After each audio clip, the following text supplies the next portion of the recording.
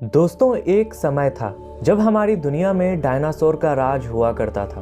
वे वहां चलते थे जहां आज हम चल रहे हैं। इन विशालकाय डायनासोरों ने करीब 14 करोड़ सालों तक इस धरती पर राज किया। इन डायनासोर की हजारों प्रजातियां थीं। इनमें से कुछ शाकाहारी थे तो कुछ मांसाहारी। कुछ डायनासोर बहुत ही शांत स्वभाव के थे तो कुछ डायनासोर बहुत ही खतरनाक थे। डायनासोर उस समय के सबसे सफल जीव थे, लेकिन अचानक ऐसा क्या हुआ? आखिर ऐसी कौन सी घटना थी जिसने डायनासोर का नामो निशान मिटा दिया? इन सभी सवालों के जवाब जानने के लिए चलिए आज हम चलते हैं आज से 6.5 करोड़ साल पहले।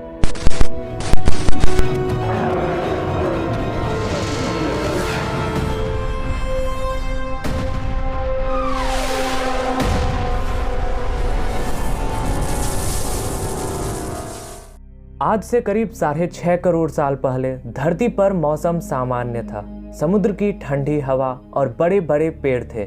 चारों तरफ डायनासोर के चिल्लाने और चीखने की आवाजें थीं। इस समय डायनासोर की सारी प्रजाति धरती पर बड़े आनंद से अपना जीवन बिता रही थी। इस बीच डायनासोरों को खत्म करने की प्रक्रिया भी चालू थी।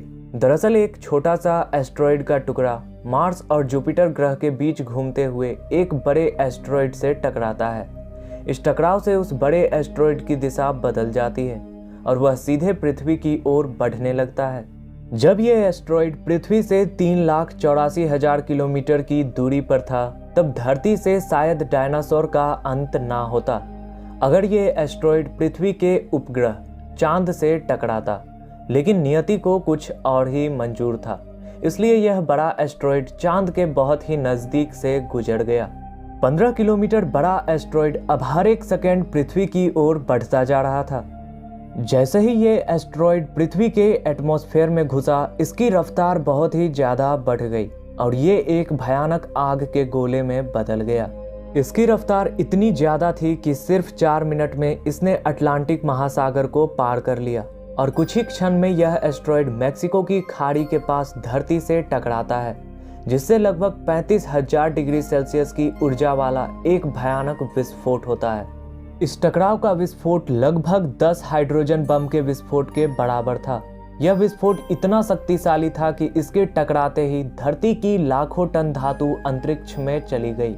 टकराव वाली जगह पर करीब 180 किलोमीटर चौड़ा और 20 किलोमीटर गहरा गड्ढा भी बन गया। अब डायनासोर के महाविनाश की प्रक्रिया आरंभ हो चुकी थी। इस भयानक विस्फोट से रेडिएशन की मात्रा इतनी बढ़ गई कि इसके 800 किलोमीटर के दायरे में आने वाले सभी जीव पूरी तरह जलकर खत्म हो गए। इस टकराव के करीब 16 मिनट बाद धरती के अंदर चारों ओर बहुत ही बड़े बड़े भूकंप आने लगे। इस वजह से समुद्र की विशालकाय लहरों का निर्माण हुआ और एक के बाद एक सुनामी की लहरें चारों ओर बढ़ने लगीं। इस भूकंप के कारण धरती पर मौजूद सभी सक्रिय ज्वालामुखी भी बाहर निकल गए, जिसकी वजह से हर जगह डायनासोर और कई सारे जीवों का विनाश शुरू हो गया। इस समय उड़ने वाले डायनासोर जमीन से तो बच निकले, पर अब वो भी खत्म होने वाले थे। दरअसल एस्ट्रॉयड के टकराव की वजह से जो मेटल पृथ्वी से अंतरिक्ष में गया, वो ग्रेविटी के कारण आग के गोले के रूप में अब पृथ्वी पर बरसने लगा था। विस्फोट के 40 मिनट बाद पृथ्वी का वातावरण 100 डिग्री से भी ज्यादा बढ़ गया था, जिसमें सारे पेड़ पौधे और वनस्पतियां जलकर खाक हो गईं। और अब विस्फोट के 90 मिनट बाद तापमान 200 डिग्री के ऊपर चला गया, जिसकी वजह से जो डायनासोर या अन्य जीव विस्फोट के इलाके से हजारों मील दूर थे, वो भी इस गर्मी से नहीं बच पाए। इस महाप्रलय के कारण धरती पर से कुल 90% जीव लुप्त हो गए। जो 10% जीव बच गए थे, उनमें से भी सिर्फ वही जीव जिंदा रह सके जिनका वजन 25 किलोग्राम से कम था।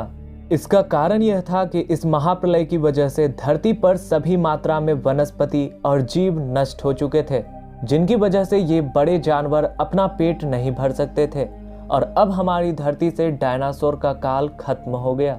लेकिन ये महाप्रलय नए और छोटे जीवों के लिए बहुत ही लाभदायक था। इस प्रलय में मैमल्स जैसी प्रजातियां बच गई थीं। अत्यंत गर्मी से बचने के लिए वो जमीन के अंदर रहने लगे थे और जिंदा रहने के लिए उन्होंने सब कुछ खाना भी शुरू कर दिया था। और यही चूहे जैसे दिखने वाले जीव हम इंसानों के सबसे पहले पूर्वज थे। इन्हीं की वजह से आज हम इंसानों का अस्तित्व है। तो इन जीवों से मनुष्य बनने का हमारा सफर कैसा रहा और आखिर कैसे हुआ ह्यूमन इवोल्यूशन, इसकी चर्चा हम अपने अगले वीडियो में करेंगे। अगर आप हमारे चैनल पर नए हैं तो अभी सब्सक्राइब कर लें ताकि आगे आने वाली वीडियोस आप तक पहुंचती रहें। तो इस वीडियो में इतना ही, फिर मिलेंगे अगले वीडियो में।